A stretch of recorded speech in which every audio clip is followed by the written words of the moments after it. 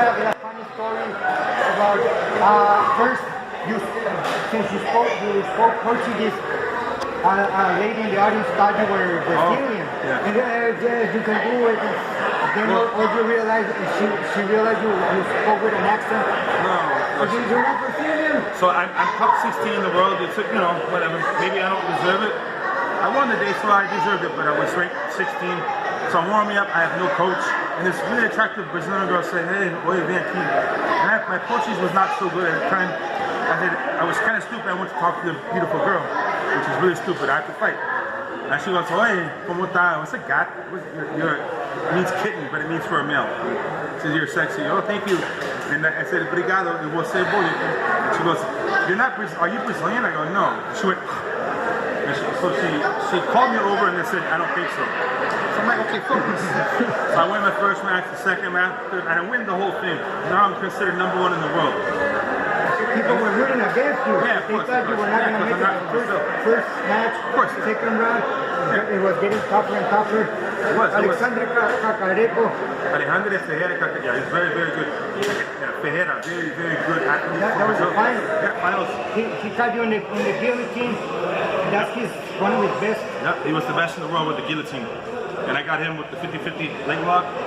And then afterwards, I've been lying, taking pictures for hours. And this one girl, she's like, hey, in Portuguese, I knew you could do it. I believed in you. I'm like, come on, it's just crazy when an individual can meet you, be very false with you, and then lie, you know? So I had to skip her. That's the story, but it's not a big deal, but it's so funny. It was so funny when I heard it. Human nature. And you went spending time in Brazil, living and training. You make friends with the Brazilian top team and mostly Ricardo Arona. Yeah, we were training together. You were friends and speaking and this and that. And then you were scheduled to do a super match in the ADCC. In Brazilians, it's something I noticed, like not all, but generally speaking, a lot of, I think Americans don't have a big problem. If we have a match, we can be friends afterwards. More Brazilians, I don't think, it's very often you have a match and they're never friends with you ever again. I noticed this more in Brazil than in USA. So that was some political problems. Also, I was dating a girl that was on the team and that made them angry. Long story, I had to fight Ricardo Arona, but he was my friend. Yeah, he was a good training partner, very tough guy, very tough guy. At a grappling match at ADCC, but you were down in fighting and pride at the same time. You were staying in Japan too, but the scary freaky story about them Japanese. Oh, no, they put me in a room. It was Fedor Emelianenko from Russia, his translator, and me. So we're the only 3 non-Japanese in this room, and they basically told me I had to fight Arona. And Arona was my match for grappling. I didn't want to fight Arona. I had to fight him. That's a long story, but they said I had to. I had no choice. So I'm all by myself in this room. No one knows I'm in this room except for them, all the Japanese guys. And they were not normal Japanese guys. They were just different types of, people. And they kind of get in the way. I didn't have much of a choice. I had to fight Arona. Yeah, so, at least I got a chance to fight. So it's okay. It's okay. So many stories of your grappling has taken you to a lot of different countries and learning even some other different languages. Yeah, of course. Tell us a little bit about your friendship with former fighter Mirko Krokop, who turned publications. He was already, Mirko Krokop. I was just friends. I started training with him for many years. In Croatia, would go. He doesn't like to leave his country, but he doesn't need to. He's famous. He's very well accomplished. Very good strike. Very good fighter. He was, when I arrived at grappling, he was doing good.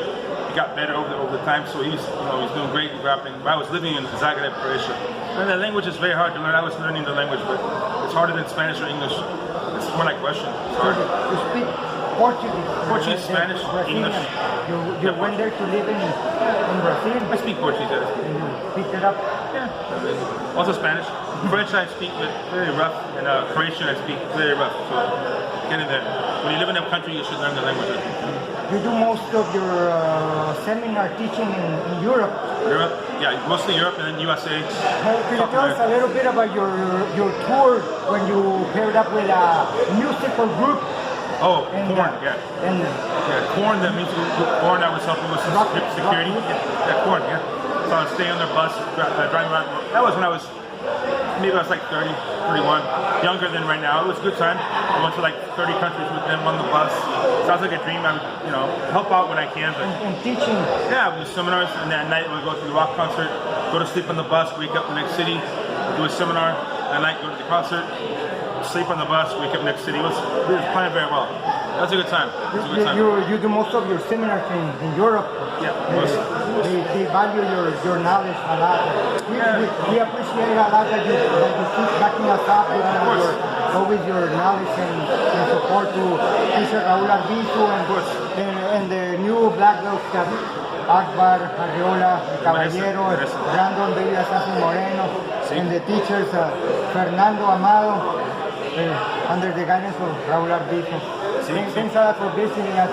Any plans in the near future you want to share with us? No plans, just as soon as this COVID panic stops, I want to get back to training and traveling, Traveling and teaching. Gracias. Gracias. Maestro Dili.